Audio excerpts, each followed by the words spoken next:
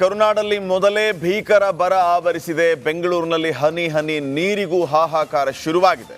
ಹೀಗಿರುವಾಗ ಕಬಿನಿ ಜಲಾಶಯದ ನೀರು ಯಾರ ಪಾಲಾಗ್ತಾ ಇದೆ ಅನ್ನೋ ಪ್ರಶ್ನೆ ಉದ್ಭವಿಸಿದೆ. ಈ ಬಗ್ಗೆ ಒಂದು ರಿಪೋರ್ಟ್ ಇದೆ, ಬನ್ನಿ ನೋಡ್ಕೊಂಡು ಬರೋಣ.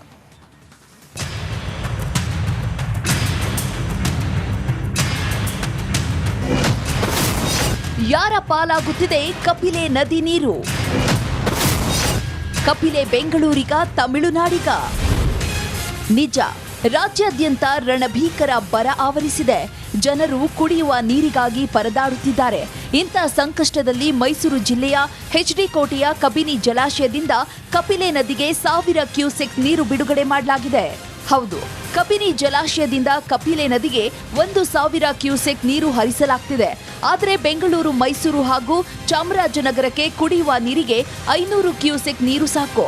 ಆದರೆ ಹೆಚ್ಚುವರಿಯಾಗಿ ಹರಿಬಿಟ್ಟಿರುವ ನೀರು ಎಲ್ಲಿಗೆ ಹರಿಯುತ್ತಿದೆ ಎಂಬ ಪ್ರಶ್ನೆ ಉದ್ಭವಿಸಿದೆ.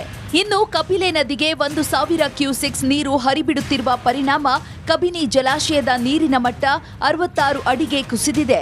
84 ಅಡಿ ಗರಿಷ್ಠ ಸಾಮರ್ಥ್ಯವಿರುವ ಜಲಾಶಯದಲ್ಲಿ ನೀರು ಕುಸಿತಗೊಂಡಿದೆ. ಇದು ಸಾಕಷ್ಟು ಅನುಮಾನಕ್ಕೆ ಕಾರಣವಾಗಿದೆ. ಕಪಿಲೆ ನದಿ ತಮಿಳುನಾಡಿಗೆ ಹರಿಯುತ್ತಿದ್ದಾಳ ಅಥವಾ ಬೆಂಗಳೂರಿಗ ಅನ್ನೋ ಅನುಮಾನ ಮೂಡಿದೆ. ವಿನೋದ್, ರಿಪಬ್ಲಿಕ್ ಕನ್ನಡ, ಮೈಸೂರು.